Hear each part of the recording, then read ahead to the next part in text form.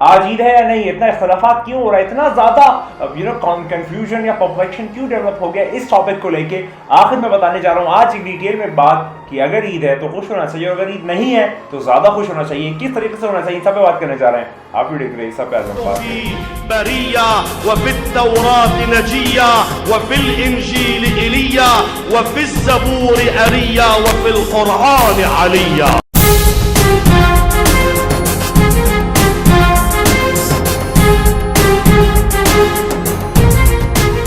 بات کا آغاز کرتے آج ہم لوگ بات کرنے جا رہے ہیں عید کے متعلق. بہت زیادہ شارٹ ویڈیو رکھوں گا.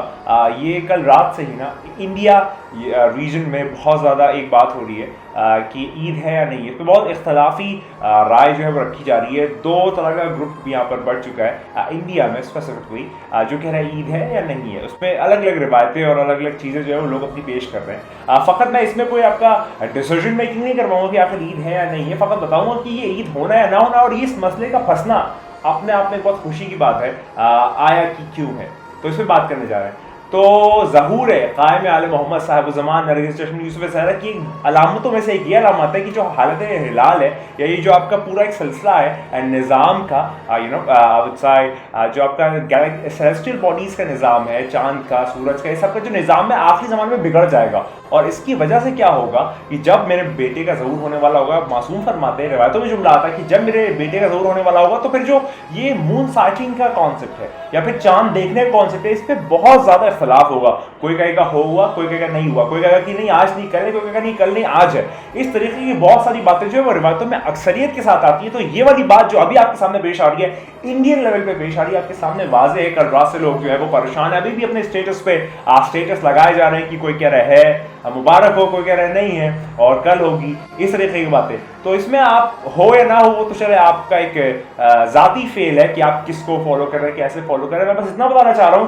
کہ اگر یہ جو کنفیوژن ہے, پرپلیکشن ہے, اپنے آپ میں علامات بتاتا ہے تو یہ خوشی کی بات ہے, کیونکہ یہ اپنے آپ میں ایک ایسی چیز ہے کہ ایک سائن ہے, علامت ہے, نشانی ہے قائم آل محمد جو کہ آنے والا ہے, بہت جلد والا ہے. اور اسی حوالے سے آج میر انیس جو میرے عزیز ہیں انہوں نے اپنے اسٹیٹس پہ ایک روایت بھی لگائی تھی امام جعفر صادق علیہ السلام کی. تو میرے مولا اس متعلق کیا فرماتے ہیں, اس پہ ایک روایت ہے بڑی زبردست. تو میں روایت کی طرف چلتا ہوں کہ امام جعفر صادق السلام کیا فرماتے ہیں اس متعلق.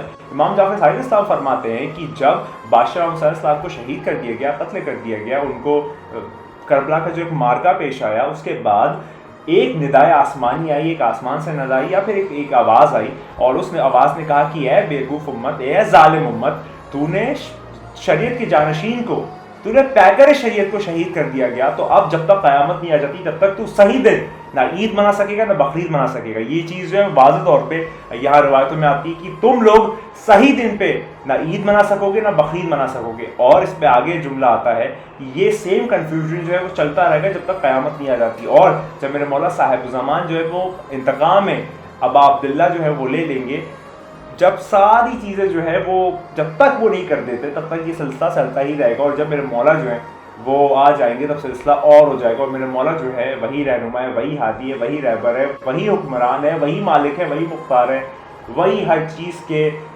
چیز کو اس کے اصل میں پلٹانے والے. تو یہاں پر یہ واضح طور پہ جملہ آتا ہے, امام جعفر صادق علیہ السلام فرماتے ہیں کہ اے ظالم امت, ایک ندا آتی ہے کہ تو نے شریعت کے جانشین کو, تو نے سرکار دو عالم صلی اللہ علیہ وسلم کے جانشین کو قتل کر دیا, شہید کر دیا, تو اب تم لوگ قیامت کے دن تک صحیح دن پہ عید نہیں منا سکتے اور صحیح دن پہ بقرعید نہیں منا سکتے. یہاں پر یہ جملہ واضح طور پہ آتا ہے, اور اس کی جو حوالہ ہے وہ ہے وسائل الشیعہ والیوم 10 پیج 295 پہ یہ روایت موجود ہے.